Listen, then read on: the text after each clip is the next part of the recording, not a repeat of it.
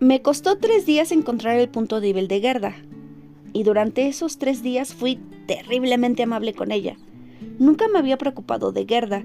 Tenía esa forma de escupir cuando hablaba y todavía más cuando se reía. Además, lo hacía continuo.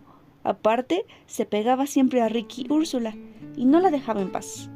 Y ella era mi mejor amiga y además era muy especial. Aparte de sus 6 trenzas azules, vestía solo de negro.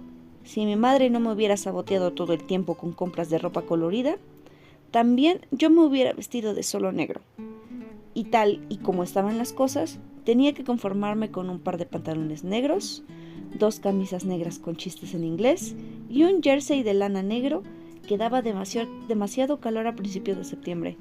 Pero ahora todo giraba en torno a Gerda. Cambiaba la goma del pelo con la suya, le susurraba cosas de los chicos y le confesé que me gustaba mucho el gran Hans, lo cual no era ni mucho menos cierto, pero aunque no hay que mentir, esa mentira era lo que mi hermano mayor llamaba fuerza mayor, cuyo significado no estaba del todo segura, pero en todo caso implicaba que precisamente en ese momento se tenía autorización de decirla. Los primeros 2 días no saqué mucho provecho del Ardit. Gerda no parecía tener especial debilidad por nada, o quizás me había desenmascarado. Tenía unos cromos viejos que le había regalado su abuela, pero sabía que no había jugado con ellos desde que estaba en 5º grado. Después me enseñó una fotografía de Tom Cruise, por el que estaba arrebatadamente loca y al que besaba cada noche antes de acostarse. También tenía una pila completa de revistas románticas con médicos que se besaban a las enfermeras y después vivían felices el resto de sus días. Tengo que reconocer que a veces me hubiera deseado que me las prestara y seguramente Gerda habría derramado 1 o 2 lágrimas si hubiera tenido que deshacerse de ellas. Pero aún así eran frusilerías y en el fondo nada importante. No. Fue el 3er día cuando di con ello. Descubrí su punto débil cuando estábamos sentadas en la habitación de Gerda bebiendo té y escuchando una cinta que su padre acababa de regalarle. Los 2 días anteriores habíamos estado en la habitación de Gerda. Tenía una casa de la madre repleta de objetos típicos de chica y chucherías. Ahora estábamos en la habitación que Gerda tenía en la casa de su padre, con quien vivía a semanas alternas. Y lo que lo convertía en la habitación de la casa del padre en especial no era ni el equipo estereofónico, ni el sillón de plástico hinchable, ni las fotografías de ídolos que colgaban en la pared. No. Todo eso también lo tenía en la casa de su madre. Era que en la esquinita había una jaula gigante con un diminuto hámster. El hámster se llamaba Oscarito, y Oscarito fue que al día siguiente le dije a Gerda que debía aportar un montón de significado. Gerda lloró y dijo que se chiviaría del gran Hans. Ay, no sé cómo me reí cuando le conté que era mentira y solo fuerza mayor. Eso la hizo llorar todavía más, prefiriendo a la vez que yo era la persona más infame que conocía, y después de 2 horas de llanto y todavía en un estado total de desconsolación, estuve al borde del arrepentimiento y pensé que quizá tuviera razón, pero entonces miré mis sandalias verdes en lo alto del montón y me rendí. Ricky, Úrsula y yo acompañábamos a Gerda a recoger a Oscarito inmediatamente. No había que brindarle la posibilidad de escapar. Su padre vivía en una de las nuevas casas adosadas de ladrillo y de color marrón grisáceo, especialmente en las partes con cemento, con grandes ventanas corredizas en todas las habitaciones. Estaba situada en el otro extremo de Teiring, donde no hacía mucho había prados y corderos grises pastando. Que estuviera situada en el otro extremo de Teiring hacía el trayecto largo y pesado, pero la dificultad más importante eran las grandes ventanas. El padre de Gerda estaba en casa y tuvimos que sacar a Oscarito a escondidas, es decir, Úrsula se quedó dentro de la habitación mientras yo permanecía fuera, y ella me entregó a Oscarito y yo lo metí en la vieja jaula oxidada que habíamos encontrado para el caso. Gerda se quedó de pie sollozando en un rincón de la habitación sin querer ayudar en nada.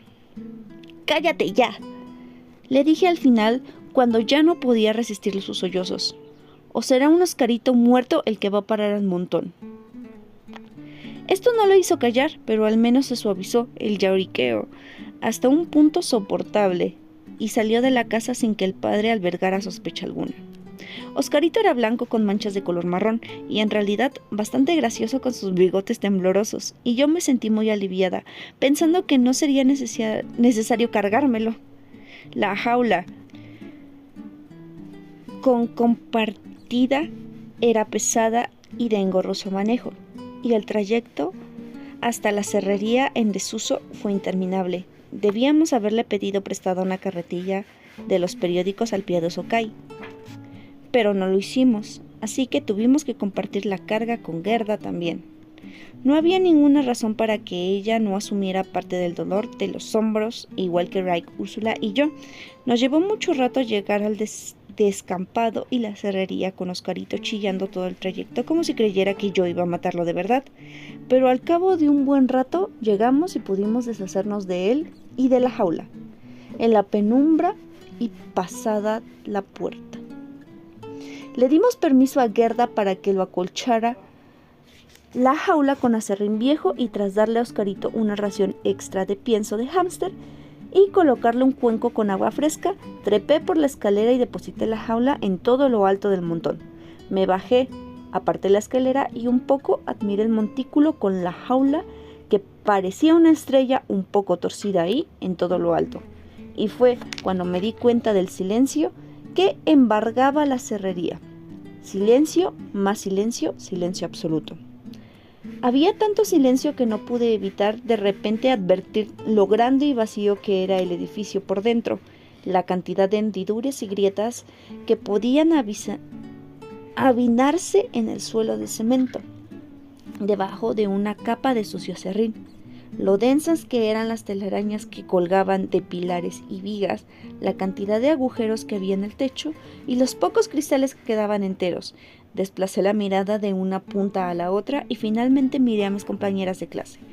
Ellos no continuaban en silencio y con la mirada fija en la jaula.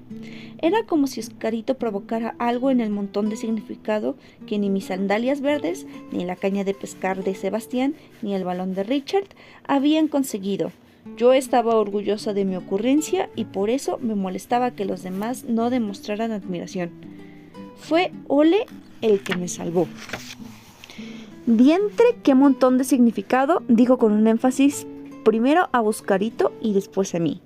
Me pregunto si Pierre Anton podrá luchar contra todo esto. Se unió el gran Hans y nadie lo contradijo. Tuve que morderme la lengua para no enrojecer del orgullo. Eran las tantas y la mayoría de nosotros teníamos que irnos a casa a comer.